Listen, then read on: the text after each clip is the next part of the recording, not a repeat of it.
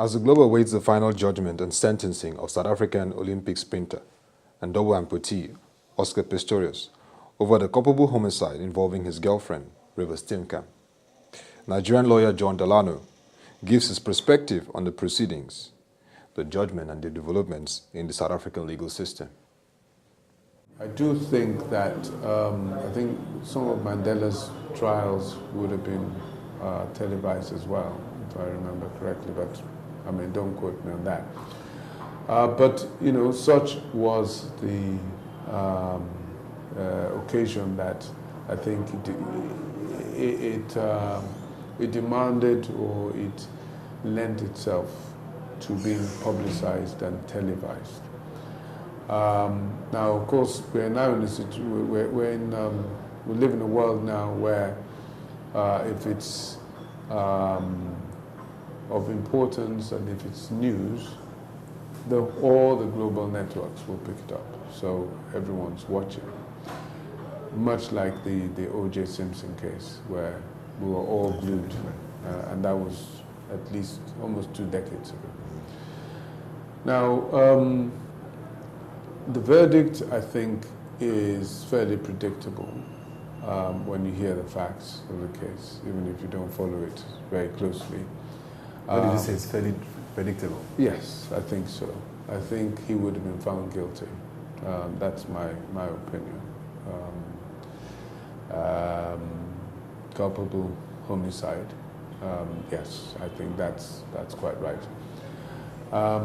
In terms of the effect of the drama, I mean, what it does is put a lot of pressure on the judge to get it right and to allow sometimes evidence which may not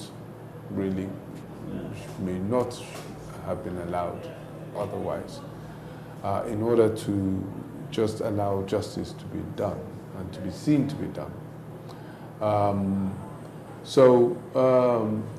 No doubt that the publicity tends to have an effect on what actually goes on in court.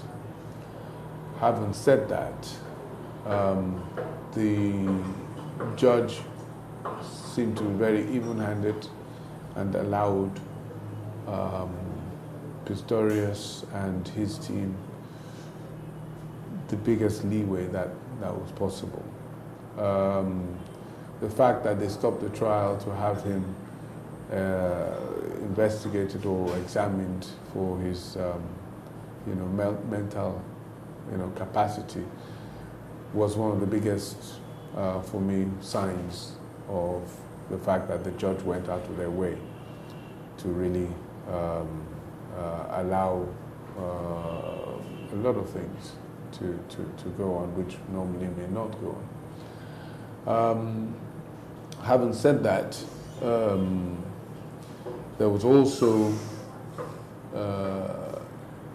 they used a lot of forensic evidence which was carefully presented and which is now, I think, part and parcel of modern day trials. You know, technology does help to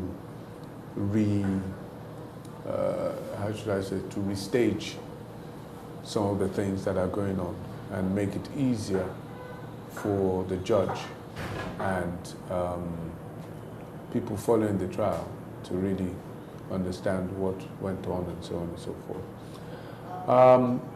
In terms of the legal system, the South African legal system, it's one which I think over the years has had to try many cases and therefore has evolved to the point where they know and they are able to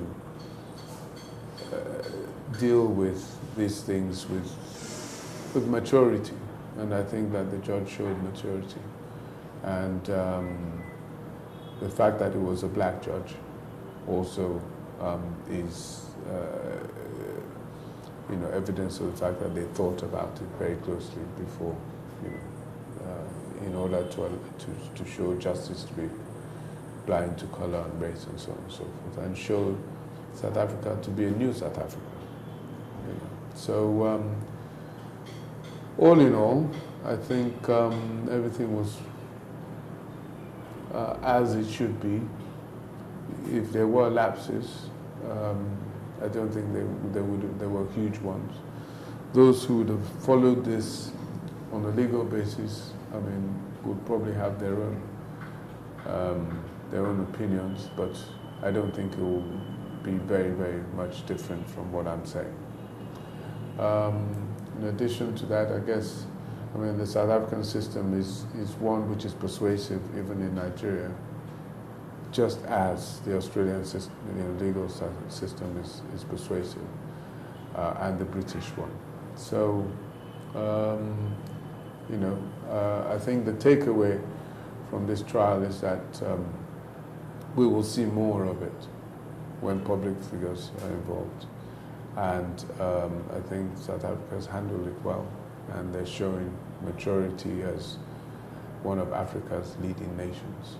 And I think, the whole world who would have been glued to this will see